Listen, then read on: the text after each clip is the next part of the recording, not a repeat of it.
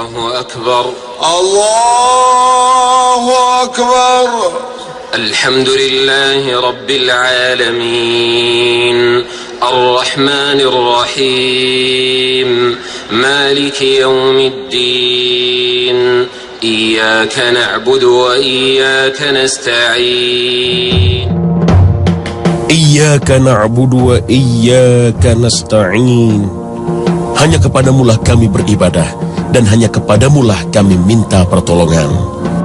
Inilah puncak ibadah manusia kepada penciptanya, beribadah, menyembah dan meminta hanya kepada Allah Ta'ala. Ketika ibadah kita dialihkan kepada selain Allah, maka ancaman syirik bisa menimpa kita. Perbuatan syirik adalah menjadikan sekutu bagi Allah Ta'ala dalam sifat rububiyah dan sifat uluhiyahnya. Sifat rububiyah Allah adalah perbuatan-perbuatan Allah Ta'ala yang khusus milik Allah, seperti mencipta, melindungi, mengatur dan memberi rizki kepada makhluknya. Sedangkan sifat uluhiyah adalah hak untuk disembah dan diibadahi semata-mata tanpa disekutukan. Kenapa syirik ditakuti? Tidak lain karena inilah satu-satunya dosa yang tidak akan diampuni Allah. Karena ancaman besar itulah, maka kewajiban setiap muslim untuk terus berusaha agar tidak terjerumus dalam kemusyrikan. Sebab kemusyrikan adalah dosa yang paling besar, paling berbahaya. Syirik juga merupakan tindak kezaliman yang paling zalim, kejahatan yang paling besar, dan dosa yang tidak bakal terampuni. Renungkanlah firman Allah yang terdapat dalam 2 ayat dalam surat An-Nisa, ayat 48 berikut ini. Sesungguhnya Allah tidak akan mengampuni dosa syirik, dan Dia mengampuni segala dosa yang selain dari syirik itu bagi siapa yang dikehendakinya. Dalam ayat tadi terdapat penjelasan yang sangat terang benderang bahwa orang yang meninggal dalam keadaan musyrik maka tidak ada harapan baginya untuk mendapatkan ampunan Allah. Tempat tinggalnya adalah neraka dan dia akan kekal di dalamnya. Percaya pada keampuhan batu cincin, tunduk pada kekuatan rajah yang tersimpan dalam dompet, dan takut akan kekuatan gaib di balik sebuah keris. Hati-hati, karena inilah salah satu perbuatan syirik yang diancam oleh Allah Subhanahu wa Ta'ala. Karena seharusnya percaya, tunduk, dan takut hanya kepada Allah saja, bukan kepada yang lain. Fenomena beragamnya batu cincin di tanah air bila disikapi pada keindahan seni dan ilmu teknologi yang ada di balik batu itu, maka sah-sah saja. Bahkan bisa jadi bermanfaat dan membawa kebaikan bagi umat. Misalnya bahwa batu itu merupakan peninggalan purbakala, atau lapisan dalam batu itu menjelaskan tentang kandungan unsur di bawah perut bumi. Namun, bukan itu bahasan kita kali ini. Batu cincin sebagai jimat yang disejajarkan dengan raja, atau tulisan bertuah yang dipasang di pintu depan, atau di lipatan terdalam dompet Anda yang juga sejajar dengan mengkeramatkan keris sebagai benda bertuah pembawa berkah. Dan pada tingkatan tertentu, beberapa orang percaya bahwa jimat membawa jin dan bisa diajak bekerja sama. Astaghfirullahalazim.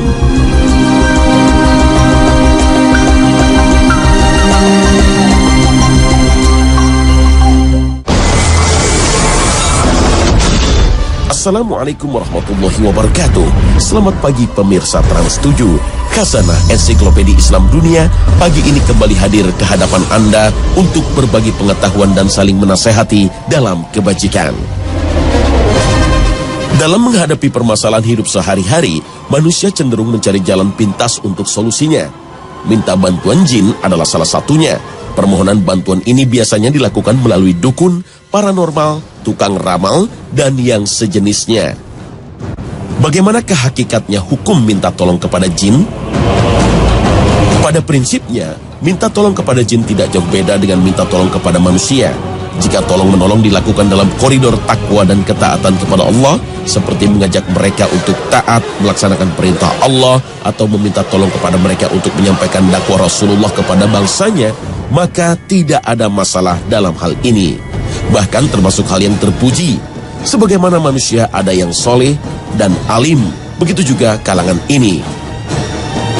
Sebaliknya, jika kerjasama tersebut bertujuan untuk mencelakai seseorang, menyakiti, menganiaya, mencuri harta orang lain, atau menakut-nakuti orang, maka kerjasama seperti ini jelas dilarang.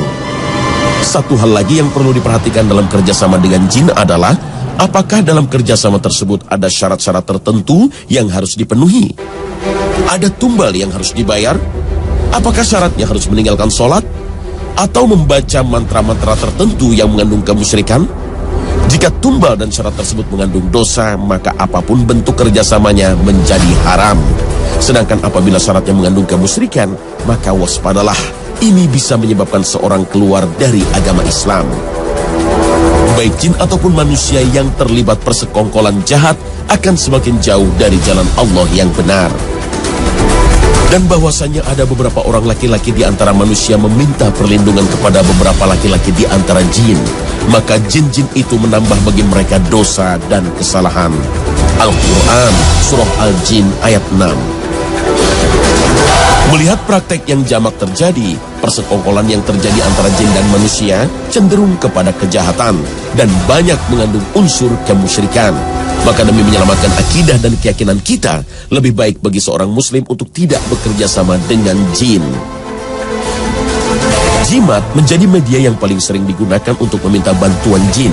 Jimat adalah benda yang diyakini memiliki kesaktian, sehingga dengan kesaktian tersebut diyakini dapat memberi pengaruh positif bagi si pemakainya. Sanggup mendatangkan keuntungan dan menjauhkan kesialan. Kesaktian tersebut biasanya didapatkan dengan bantuan khadam, atau istilah untuk jin yang menghuni benda tersebut. Beberapa khasiat jimat yang sering ditawarkan di antaranya melindungi diri dari segala yang mengancam jiwa, raga maupun harta, memperoleh kekayaan, memperlancar karir, memikat lawan jenis, membuat laris dagangan, dan lain sebagainya. Jimat biasanya terdiri dari berbagai macam bentuk, ada yang berupa batu atau manik-manik. Secara fisik, batu jimat ini tidak seperti batu pada umumnya. Ada juga jimat yang terbuat dari gulungan kertas atau benda padat yang menyerupai kertas.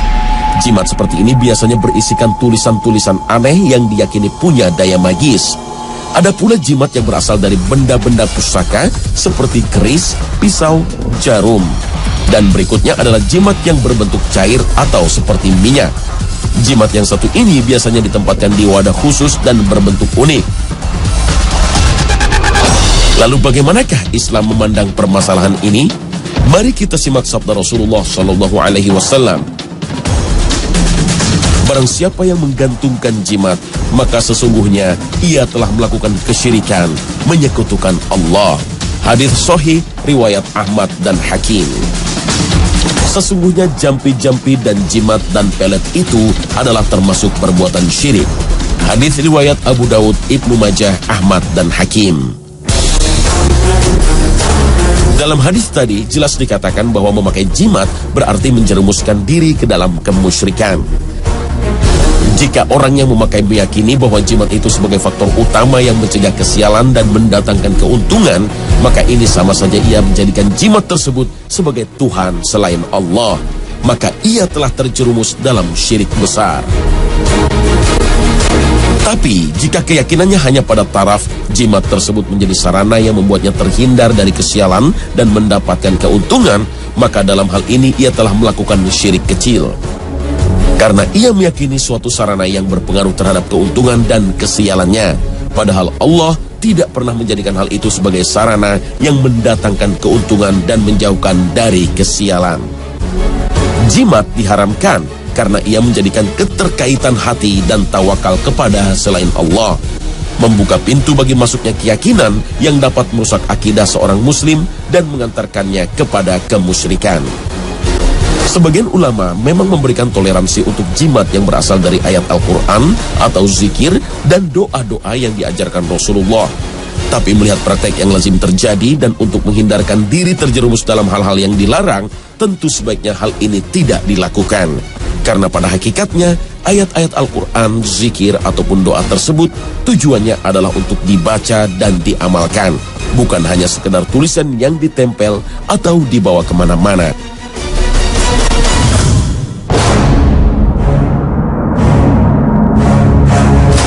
Mengupas tentang jimat tentu akan mengupas tentang penampakan makhluk gaib. Jimat dan penampakan memang mempunyai kedekatan pada level tertentu, terutama bagi mereka yang percaya sekali akan kekuatan khusus dari jimat yang dipakainya. Sejatinya, makhluk gaib ini adalah jin. Dan bagi umat muslim yang taat pada jimat, bahkan menggunakannya sebagai alat bantu kesuksesan hidup, maka hukumnya jelas haram. Syirik namanya. Masyarakat Indonesia sendiri mengenal berbagai macam jenis jin. Jika dikumpulkan, jenisnya mungkin bisa mencapai puluhan bahkan ratusan. Sebut saja beberapa yang terkenal, di antaranya ada pocong, kuntilanak, genderuwo, tuyul, dan lain sebagainya. Menurut ajaran Islam, di luar alam nyata yang dihuni manusia, ada satu jenis makhluk lagi yang mendiami bumi ini. Makhluk ini mempunyai tugas yang sama seperti manusia, yaitu beribadah kepada Allah. Makhluk inilah yang disebut dengan jin. Artinya, jin dan manusia mempunyai tugas yang sama, yaitu beribadah kepada Allah. Keyakinan terhadap alam gaib merupakan salah satu pilar keimanan. Kitab Al-Quran ini tidak ada keraguan padanya, petunjuk bagi mereka yang bertakwa, yaitu mereka yang beriman kepada yang gaib, yang mendirikan sholat dan menafkahkan sebahagian rezeki yang kami anugerahkan kepada mereka. Al-Quran Surah Al-Baqarah ayat 2 hingga 3. Dengan keterbatasan dan kelemahan panca indera manusia, tidak mungkin baginya untuk menjangkau alam gaib. Oleh sebab itu, segala informasi tentang alam gaib haruslah berasal dari referensi yang tidak diragukan keabsahannya. Dan informasi yang valid itu hanya bisa didapatkan melalui keterangan yang disampaikan oleh Allah dan Rasul-Nya lewat Al-Quran dan hadis Nabi. Dia adalah Tuhan yang mengetahui yang gaib, maka dia tidak memperlihatkan kepada seorang pun tentang yang gaib itu, kecuali pada Rasul yang diridhoinya. Maka sesungguhnya dia mengadakan penjaga-penjaga, malaikat di muka dan di belakangnya. Al-Quran Surah Al-Jin ayat 26 hingga 27. Maka dengan sumber inilah segala perbincangan tentang jin dapat dipertanggungjawabkan.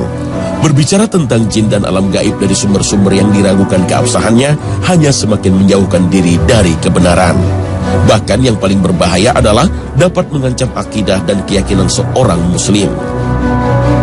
Istilah jin berasal dari bahasa Arab yang berarti sesuatu yang tertutup. Disebut demikian karena tertutup dari pandangan manusia. Seperti halnya manusia, jin adalah makhluk ciptaan Allah Subhanahu wa Ta'ala. Allah menciptakan jin dari api jauh sebelum Allah menciptakan manusia. Dan sesungguhnya kami telah menciptakan manusia Adam dari tanah liat kering yang berasal dari lumpur hitam yang diberi bentuk. Dan kami telah menciptakan jin sebelum Adam dari api yang sangat panas. Al-Quran Surah Al-Hijr ayat 26 hingga 27. Nabi Adam adalah nenek moyangnya manusia, maka nenek moyang jin bernama Azazil. Makhluk ini tadinya adalah hamba yang taat kepada Allah, selalu berzikir dan bertasbih kepada Allah bersama para malaikat. Tapi kemudian, ketika Allah menciptakan Adam dan memerintahkannya bersujud kepada Adam, ia durhaka dan sombong. Karena kedurhakaan inilah, makhluk ini akhirnya dikenal dengan nama iblis yang artinya pendurhaka. Selain iblis, idiom yang dekat dengan jin adalah setan. Sebetulnya penyebutan setan lebih berkonotasi kepada sifat, yaitu sifat jahat atau menghasut kepada kejahatan dan kedurhakaan kepada Allah.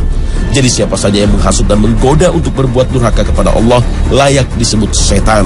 Dan manusia dengan sifat ini pun dapat disebut setan. Tidak ada penjelasan yang lengkap tentang bagaimana rupa jin. Hanya dalam beberapa hadis disebutkan bahwa jin memiliki sepasang tanduk. Perlu diketahui bahwa tidak mungkin bagi manusia melihat jin dalam wujud aslinya. Sebagaimana firman Allah, "Hai anak Adam, janganlah sekali-kali kamu dapat ditipu oleh setan sebagaimana ia telah mengeluarkan kedua ibu bapamu dari surga. Ia menanggalkan dari keduanya pakaiannya untuk memperlihatkan kepada keduanya auratnya. Sesungguhnya ia dan pengikut-pengikutnya melihat kamu dari suatu tempat yang kamu tidak bisa melihat mereka. Sesungguhnya kami telah menjadikan setan-setan itu pemimpin-pemimpin bagi orang-orang yang tidak beriman." Al-Quran Surah Al-A'raf ayat 27. Jin seperti halnya manusia, ada yang beriman, ada yang kafir.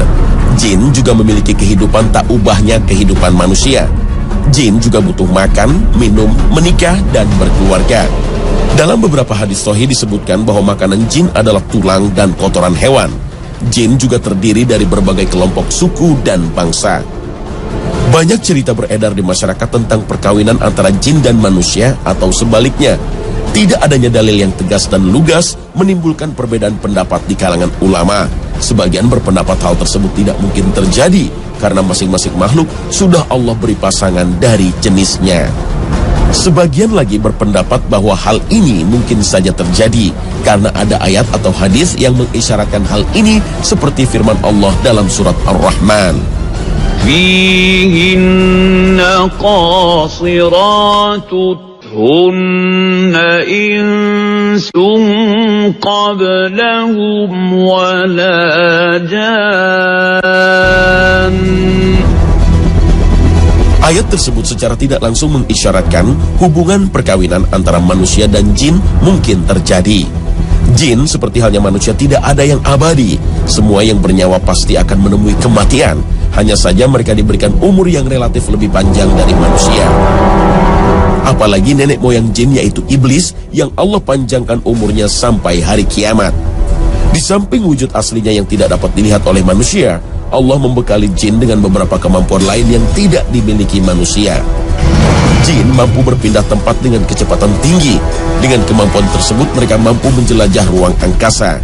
Jin yang durhaka menggunakan kemampuan ini untuk mencuri berita langit, sehingga mereka bisa mengetahui suatu peristiwa yang akan terjadi di bumi.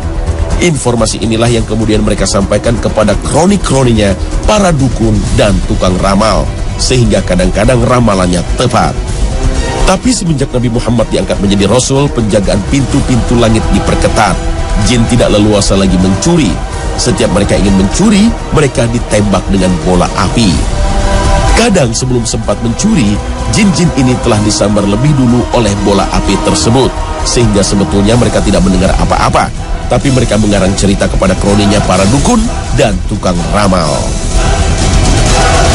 Jin juga memiliki kemampuan untuk merubah dirinya dan melakukan penampakan kepada manusia, baik dalam bentuk manusia, binatang, ataupun bentuk lainnya. Selain di alam nyata, jin juga mampu melakukan penampakan dalam mimpi seseorang. Oleh sebab itu, seorang muslim yang akan tidur dianjurkan untuk berwudu dan membaca doa sehingga tidurnya tidak diganggu oleh jin dan setan. Tapi jin tidak pernah mampu menyerupai Nabi Muhammad SAW, bahkan dalam mimpi sekalipun. Sehingga orang yang mimpi bertemu Nabi, maka itu benar adanya. Wallahu a'lam. Walaupun jin dibekali beberapa kemampuan yang melebihi kemampuan manusia, tidak berarti jin bisa melakukan apapun dan mengetahui semuanya.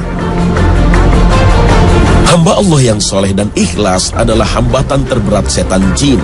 Misi utamanya untuk menggoda, merayu, dan membisiki manusia agar terjerumus ke dalam dosa dan kejahatan. Tidak akan mempan terhadap orang-orang yang ikhlas. Sesungguhnya hamba-hambaku, kamu tidak dapat berkuasa atas mereka, dan cukuplah Tuhanmu sebagai penjaga. Al-Quran Surah Al-Isra ayat 65. Semakin soleh dan bertakwa seseorang akan semakin menakutkan bagi setan. Salah seorang yang sangat ditakuti setan adalah sahabat Nabi Umar bin Khattab. Meskipun jin makhluk gaib, bukan berarti jin tahu segala hal yang gaib. Cara jin mendapatkan informasi sebetulnya tidak jauh beda dengan manusia. Jin bisa tahu masa lalu dengan bertanya kepada rekannya sesama jin, atau ia sendiri yang bisa tahu karena bisa jadi ia telah hidup dari ratusan tahun. Dan untuk mengetahui kejadian di tempat lain pada waktu yang sama, dengan kecepatan yang dimilikinya, sangat memungkinkan dalam hitungan detik, ia bisa menyampaikan informasi dari tempat yang jauh. Atau bisa saja dengan menghubungi rekannya sesama jin yang berada di tempat tersebut. Pemirsa, setelah kita ikuti keterangan tadi, jelaslah bahwa penampakan bukanlah suatu hal yang mustahil. Ia sangat mungkin terjadi pada siapapun. Berikut kami berikan beberapa tips ketika Anda menghadapi penampakan makhluk gaib. Pertama, jangan panik. Biasanya orang yang dalam kondisi seperti ini sulit untuk berpikir jernih. Sering tidak tepat dalam mengambil tindakan. Ia tidak ingat lagi dengan rambu-rambu agama. Segala cara akan ditempuh dan dijalani agar masalahnya selesai. Termasuk mendatangi dukun atau orang pintar, minta jimat, pusaka, atau amalan untuk mengusir penampakan setan yang membuatnya ketakutan. Di samping itu juga orang yang sedang ketakutan itu gampang dirasuki oleh setan. Karena saat itu ia kehilangan kendali diri, bahkan tidak bisa menguasai diri. Kedua, jangan mencaci dan memaki. Di dalam sebuah hadisnya Rasulullah SAW bersabda, Janganlah kalian mencaci maki setan, tapi berlindunglah kepada Allah dari kejahatannya. Hadis riwayat Ad-Dailami. Mencaci maki setan tidak akan menyelamatkan kita dari gangguannya dan juga tidak akan dapat membuatnya jera untuk memusuhi kita. Tapi dengan berlindung kepada Allah dari kejahatannya, itu adalah tindakan yang tepat. Karena dialah yang maha berkuasa dan berkuasa juga untuk menolak segala bentuk makar setan terhadap hambanya yang dikehendakinya. Ketiga, membaca A'udzubillahi minasyaitonirrajim.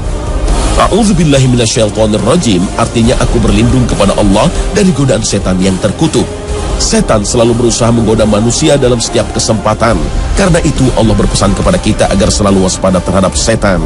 Allah juga memerintahkan kita untuk selalu memohon perlindungan. Dan jika setan mengganggumu dengan suatu gangguan, maka mohonlah perlindungan kepada Allah. Sesungguhnya dialah Allah yang maha mendengar lagi maha mengetahui. Al-Quran Surah Fussilat ayat 36. Keempat, lantunkanlah azan dan iqamah. Azan di samping berfungsi sebagai penunjuk waktu sholat, juga berfungsi sebagai senjata ampuh untuk melawan setan. Dalam sebuah hadis sahih yang diriwayatkan Muslim, Rasulullah menceritakan bagaimana setan lari tunggang langgang ketika mendengar azan dikumandangkan. Kelima, lakukanlah perlawanan. Bila ada penampakan, ada beberapa kemungkinan. Mungkin itu betul-betul jin yang menampakkan diri atau mengganggu dan menakut-nakuti kita, atau itu hanya halusinasi belaka. Atau itu manusia yang berniat untuk menakut-nakuti kita, atau sekedar iseng belaka.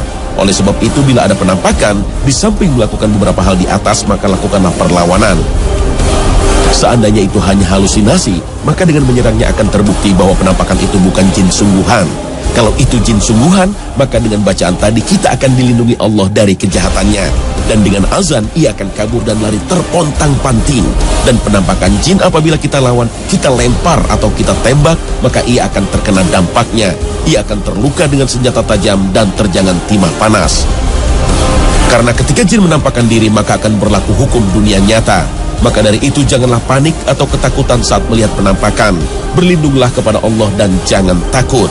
Karena manusia diciptakan sempurna, karena manusia didudukkan dalam derajat lebih tinggi dari jin, dan hanya kepada Allah manusia boleh menyembah.